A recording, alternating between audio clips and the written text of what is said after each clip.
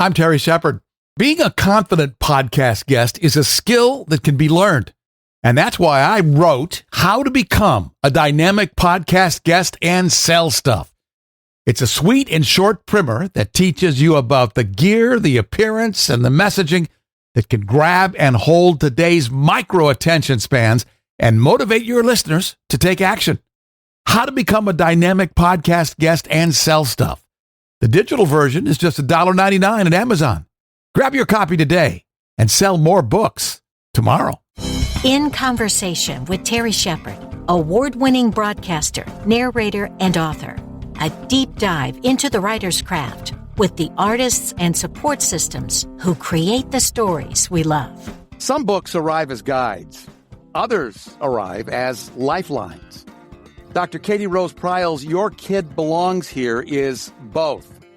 Her biography describes her as a bipolar autistic writer, author, keynote speaker, and educator. She's one of the clearest voices writing today about mental health, neurodiversity, and what it means to live honestly in a world that too often rewards hiding. With a JD, a PhD, and a body of work that has appeared in Catapult, Psychology Today, Slate, The Chronicle of Higher Education, NPR, and beyond, Katie has spent her career telling stories about outsiders, misfits, and the beautifully complicated human beings who rarely fit neatly into the boxes built for them. In her latest book, Your Kid Belongs Here, An Insider's Guide to Parenting Neurodiverse Children, it is a personal, practical, and profoundly necessary work. Drawing from her own life as a neurodivergent mother raising neurodivergent children, Katie offers parents not a rule book, but a new way of seeing. She writes about meltdowns, anxiety, masking, medication, school advocacy, IEPs, 504 plans, emotional regulation, and the daily work of helping children become who they truly are, instead of who the world pressures them to pretend to be. Katie Pryal, it's great to be with you. Thanks for doing this. Thank you. That was such a fabulous introduction. When did you realize that you were different? Oh, gosh. It was sixth grade because we're allowed to be kids. I just turned 50 this year, so I don't know what it's like now. I think it might be younger now, but kids are pressured to conform even younger. But back when I was elementary school, I was in a magnet school that rewarded creativity and unique ways of thinking, which was a big help. And I attribute that to my mother for finding that school for me. But after fifth grade, I went to the big public middle school as a sixth grader. And as I wrote somewhere once, got hit in the face with the 2x4 of reality and social expectations. And it was horrible. And people that used to be my friends weren't anymore because I was weird. I didn't say the right things, but I didn't know that there were right things to say. I certainly didn't understand how to figure out how to say those things. I dressed weird. I talked weird. I was interested in weird stuff. Everything about me was weird. It also did not help that I was 5'10" when I was 11 years old. I finished at 5'11", but yeah, I was really tall. So that didn't help either. I stood out in every way possible. And it was a very difficult time. I was bullied, just horribly bullied, tortured at school. I hated going to school. It never stopped. It never let up. I would imagine people who went to high school with me would not consider that I was a target for bullying because I put my head down and focused on excelling at sports and excelling at grades. So I thought, okay, if I just am perfect at everything, then people will be nice to me.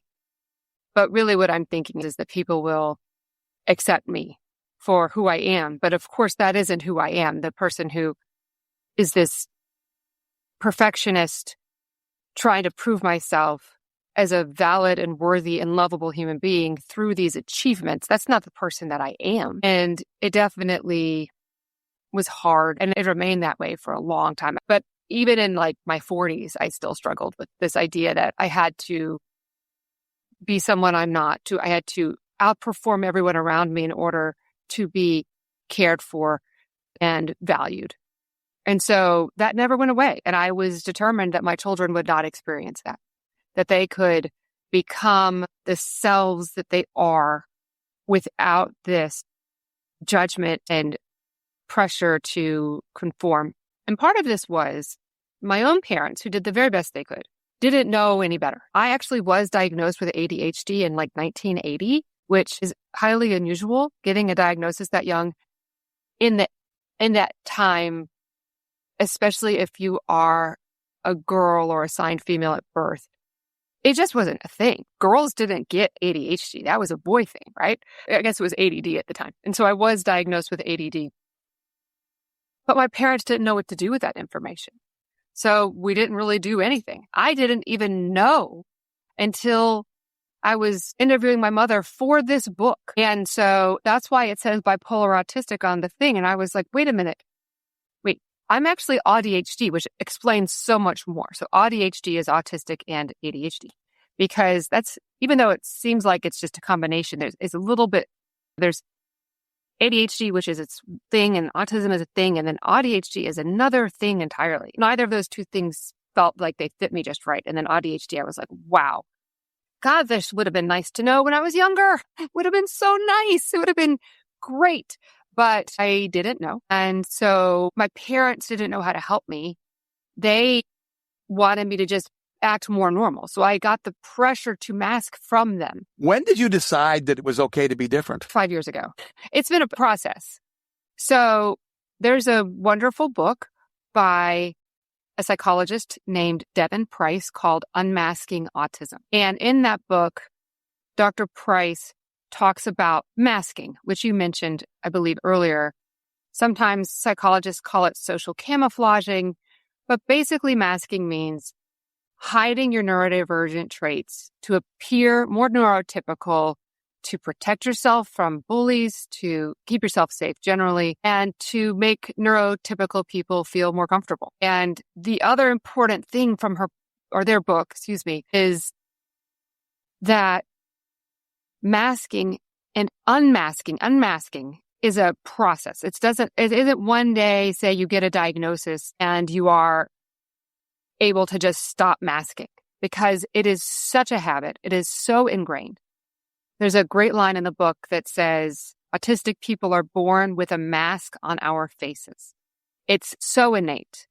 It's from the cradle, right? And so you get a diagnosis when you're 30 or 40, like I did.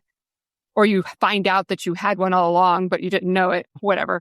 And then you're like, wow, I feel a lot better about accepting myself and my quirks. That's great. So this idea of self-acceptance, which you can build to, this is fantastic. The thing is, though, is those long ingrained, decades old habits of acting neurotypical, they don't just go away because you figured out this diagnosis. It doesn't just stop. So masking is something that, in the best of ways, we can teach our kids not to do. We can empower them not to do from the get-go. So the more we can help our kids be confident and self-possessed and feel self-efficacious and learn about, say, bullies, what we call tricky people at my house, and how being different can make you target for bullies and what motivates them and all the different things that being neurodivergent might do or cause or whatever.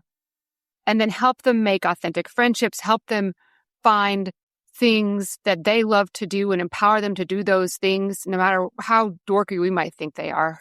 You might have grown up a jock with 5 varsity letters and then had kids that don't play sports.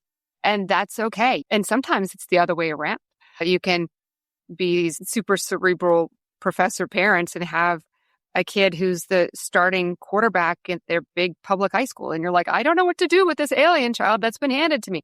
And so I feel like that's what happened with my own parents, is that I was this alien child that was handed to them and they had no idea what to do with me. My parents actually have said those words. My dad has said, he tells these really wonderful stories about me as a child, praising me. You came in one night and you had wired a radio I was like 6. I don't even remember doing this. And you said, Dad, listen. So it was like an AM radio, right?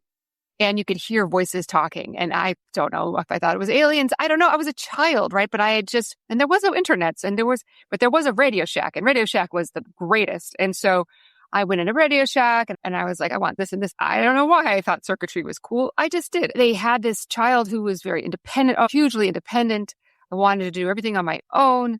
I wanted no help with anything. But I also was creative and had all these different ways of seeing things. But then I also was not quite right at social functions. The clothes I chose to wear, the things I said were not quite right. And so they were not super, but they were pretty concerned that I needed to conform to social norms better than I was doing. And so they enrolled me in social skills classes and things like that. And really what that taught me was masking. And it did all the way. And there was a lot of that just from being a human in the world, all this social pressure to conform to whatever. So with clothing and trying to wear all the right slouchy socks and the jeans they were skinny then, and then they weren't, and then they were. But with my own children, I don't have little aliens. I have children that are just like me. They are exactly like me. And I've done all this reflection on my own life. And what could have helped me when I was a kid. And then I was handed these children that were my little clones. They really are. It's funny. And not exactly. They're actually quite different from one another. But both of them are just like me. And so I'm profoundly grateful to have these little peas to join me in my autistic pod. It's wonderful. And so when my kid calls me from overnight camp and says, I'm having a lot of feelings. I don't know what to do. I need some quiet time, but there's no way to get away. Because of course at summer camp, you're overscheduled and surrounded by people and it's loud and whatever. I don't say, suck it up, like I might have heard as a child and that other kids do here. And I definitely don't diminish that what he's feeling is real at all. So yes, it's real. That's validation. Yes, I'll help you. That's unconditional love. And then let him tell me what he needs if he can. Sometimes they can't tell me. I have 2 boys. So sometimes it's too hard to articulate what they need. So that's where I come in and I make suggestions. Would it help to go to your room? Would it help to take a break in the kitchen? Would it help to whatever it is, all the choices I can imagine. And of course, before I ever send him to an overnight camp, I research the place. I understand what those options will be in advance. And then I empower him to ask for what he needs from the camp. If he can't do it, then I say, I'm your backup. I will call if they can't help you. But typically in these scenarios, after he speaks with me and I affirm, all that affirmation gives him the ability to go and speak for his needs. Now, a 17-year-old kid with autism and ADHD is still very much a child, and all 17-year-olds are still children. But at the same time, we need to recognize that they are on the cusp of something, that they are still children half the time, while they are learning to do these very adult things that we should empower them to learn the other half of the time. And when they do behave like children, we should not be surprised. We should embrace that as an opportunity to care for them. I always wonder in conversations like these, how can what we define as neurotypical people best support neurodiverse people? I define neurodiversity this way. It's in the book. It's also how I define it everywhere. And many people define it broadly like this. This is a broad definition. Some people say it only means autism or autism and ADHD or only these things. And in fact, the word neurodiversity was first popularized in the late 90s in the context of autism. It's true. But since then, especially with the neurodiversity movement pushing things along, it has become more expansive and generous. So I define neurodiversity as normal variations in human neurological function with an emphasis on normal.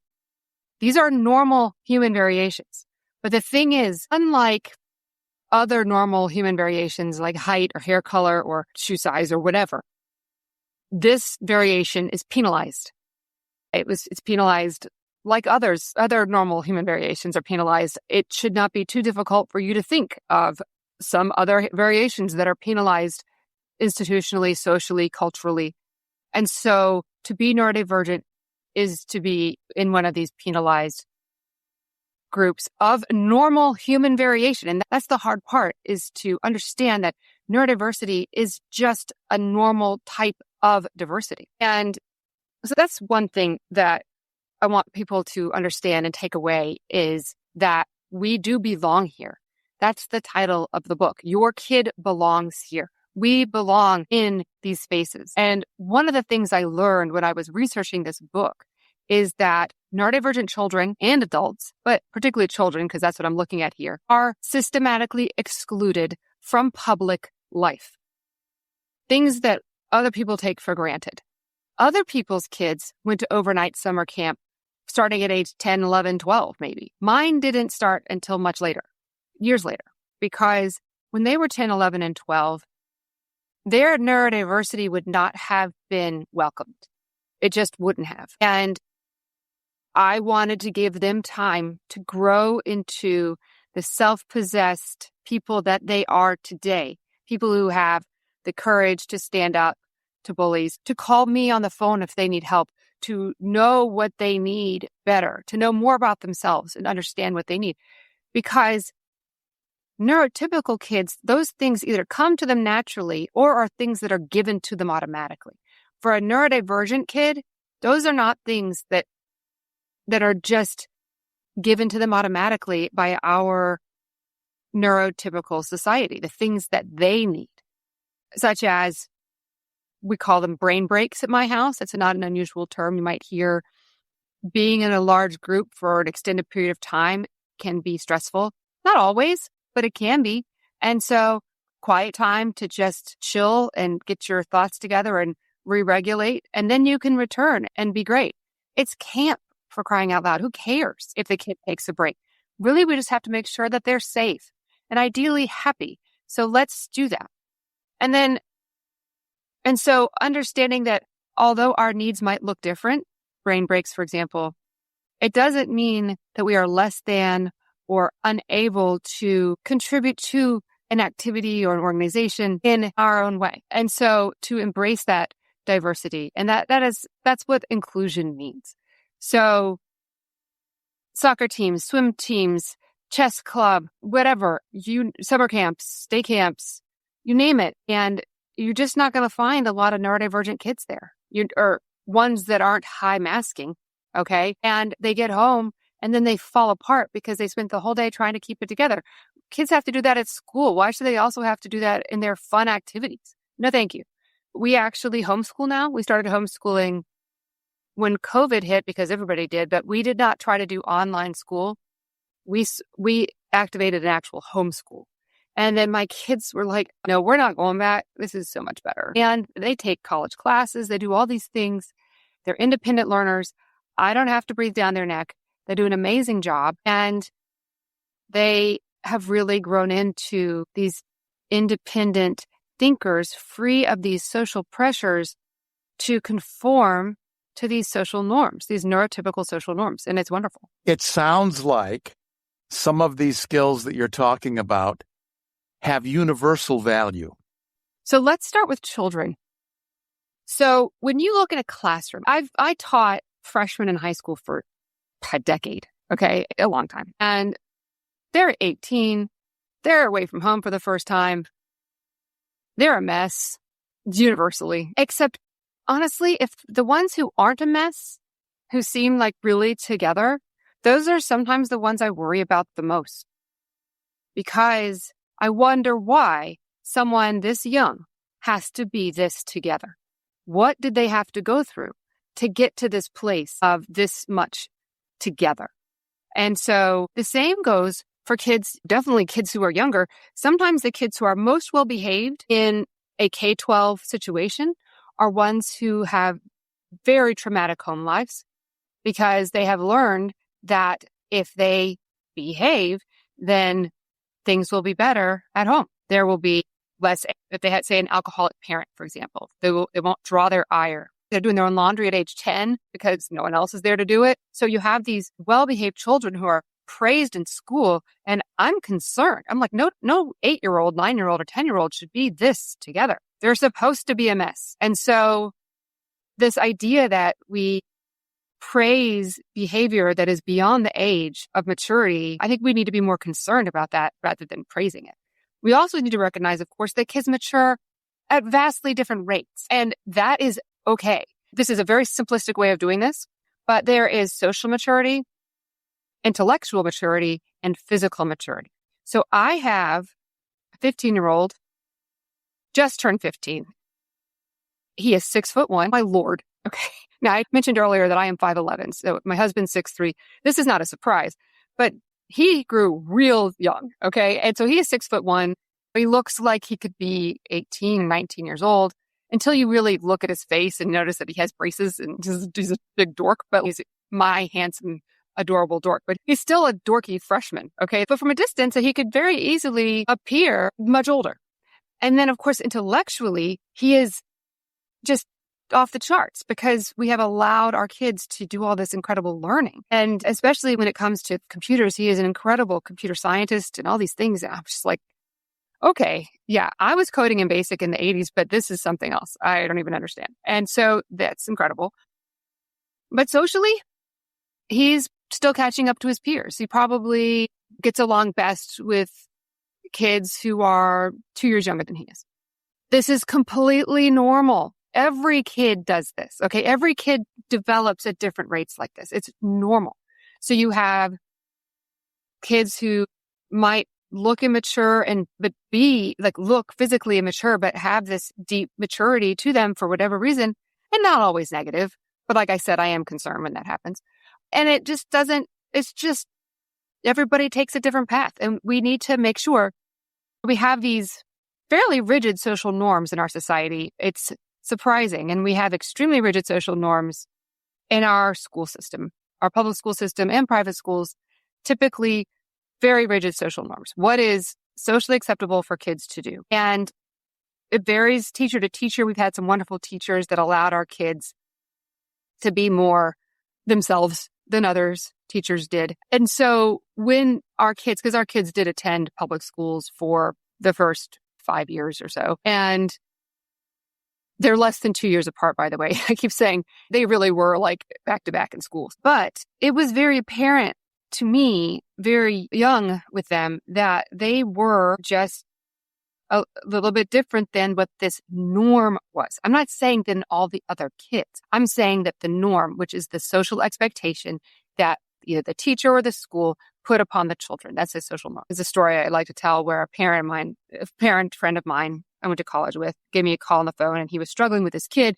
He's like, man, every morning it's a battle with my kiddo. It's his son. He won't get out the door to school because he refuses, this word refuse, I hate this word. He refuses to learn to tie his shoes, or he refuses to tie his shoes. The word refuse should set off alarm bells. And I said, why do you care if he ties his shoes? They sell really great slip-ons. Have you gone to the Skechers website lately? Let me ask you a question, my friend. How many pairs of tied shoes do you own versus slip-ons? Because I can tell you for me that I got a lot of flip-flops, okay? So just go to Skechers and buy him a pair of $50 slip-on sneakers and everything is fine. He just doesn't have to learn right now. It's okay. We're all on a different journey. And so it's not just neurodivergent kids that are on a different journey. We are all on a different journey. Would it be amazing to live in a world where every kid was allowed to take their own journey? Yes, that would be amazing. Unfortunately, that is not the way things are right now. I want to expand these social norms. I'd love to blow them up entirely. I want to widen this pathway, this narrow pathway of social norms, so that all these children of this wide variety, this wide diversity, and not just neurodiversity, can all flourish. And these are normal human variations. And so that means we have to expand this concept of normal to include everybody. And I think that is probably the central message of the book. Are there times when masks are necessary? So we don't call it masking.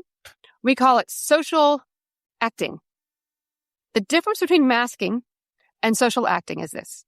When you're doing social acting, you are on purpose, deliberately making a decision. This is the main part, right? Masking is subconscious. And this is on purpose, deliberately pretending. It is a pretend, it's a game.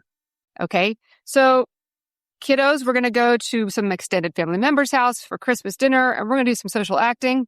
We're going to be very grateful for the really terrible gifts that we're going to receive. Oh, wow. This is amazing. I will use it every day. And we practice scripts like that. And then we crack up, and nothing about it. There's zero shame involved. So masking is if you don't act normal, shame. Shame. Okay. Social acting is, you know how aunties gets if you don't praise her gifts, her Christmas gifts or birthday gifts to high heaven. So we better practice that right now. And they're like, sure, mom. And they don't mind. And I'm like, we get dressed up to go out, and it's like putting on a costume. So if you actually think about it, we do this all the time. When we go out to a fancy dinner, we put on a costume. Okay, guys, let's put on our costumes to go out to the dinner at the restaurant where you're going to hate all the food. And I brought you guys peanut butter jelly sandwiches to eat instead. And it's fine. Okay. But they know that their behavior is not a reflection of their value as human beings. It's a totally different thing. This is just, let's make our lives easier by pretending a little bit, by doing this sort of song and dance that we're going to do, and then we'll crack up about it in the car. And if you can't keep it together, that's okay. Just go to the bathroom and text me. And then I'll come and knock on the door, and then we'll either crack up laughing or maybe cry a little bit, one or the other. And if it's tears, then we leave and we're done. That's it. I also never ask them to do it for very long. And you get better as you get older, but as long as there's no association with I'm acting this way that is quote unquote more normal, right? Because if I don't, then I am a worthless person, versus I'm acting this way to make my auntie or grandmother or whoever feel better, and so that we can get out of there faster. But here's the thing too, is that it is a choice. I do say, look, if you don't think you can do this, or if this is something you don't want to do, then we just won't go, and that's okay. So so we learn how to social act as a tool. It is not associated with your self-worth.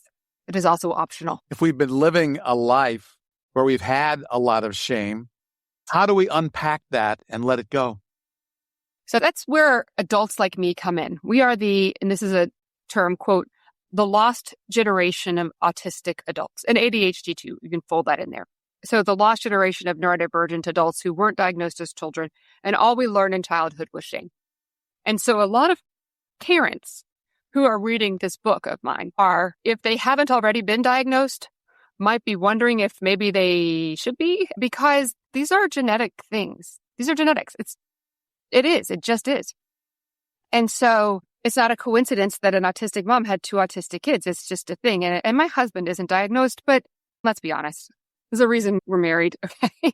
I was like, oh, look, you like to go on dates with your laptop and talk not at all. Also, it's great. It was just a match made in heaven, truly. And the fact that we had these 2 kids, nobody is surprised. Who's surprised by this? And so no one, least of all us. The difference though is that I had to, and I still have to, unlearn this shame constantly. All the things that I think about from my childhood where I said something stupid or made a stupid choice. I'll see these negative words, right? How could you have been so stupid as to let this happen to yourself? Where I was, say, abused by somebody because I was a child. But the thing is, it wasn't my fault. It wasn't my fault anyway. But that shame is so powerful, and that it is definitely attached to being neurodivergent as a child and unsupported. So it's undiagnosed and or unsupported neurodivergent children will absolutely grow up dealing with shame and trauma. I don't think that you can get out of childhood without being traumatized if you are an undiagnosed and unsupported autistic kid. So people my age are wondering where are these traumatic responses to things coming from? What is happening? I actually had traumatic experiences in my childhood that would cause something like complex PTSD for me. But other people might think, seems fine. I get along with my folks. Everything seems fine. Nobody ever kidnapped me. So why do I have this trauma response to people around me when they start to do this digging as adults? And it's because of all those tiny things that happen every single day in and day out, say at school or at camp or wherever. The bullying to everything. It's unending. And so this is one of the reasons we pulled our kids out of school and didn't send them back, was because they were not supported. They were not thriving. They didn't really complain much, but I don't think that's necessarily a great sign. I know that one of my kids was absolutely being bullied by his teacher, and I was going in a lot, and he was in tears, and she was saying he was refusing to do this assignment. He was refusing. And I'm like, did you ask him why? This is what I would say to her. Did you ask him? Did you say, this seems hard for you? How can I make it easier? And here's the thing too, a fourth grader or fifth grader might not be able to answer that question. You're the teacher, lady. So this seems hard for you. How about this to make it easier? Ooh, done. Okay, it's not that difficult. I'm a trained educator. Part of my PhD training was I had to learn how to teach. This was a program that didn't just send their doctorates out into the collegiate world to teach with no training. I had training in pedagogy. It just isn't that hard. It just isn't to figure out what a person needs, especially if you're an experienced teacher like this teacher was. I'm very disappointed. I was very disappointed in that. And how many times she said that to me. And I literally would bounce it back. I'd say, what did he say when you asked him? And then she would have no answer because, of course, she never asked him. And I'm like, at some point, lady, you're going to know what I'm going to say to this, right? Okay. We've met in this principal's office 5 times now. What did he say when you asked him why he was struggling? And just gently ask, what is it? What's so hard here? No.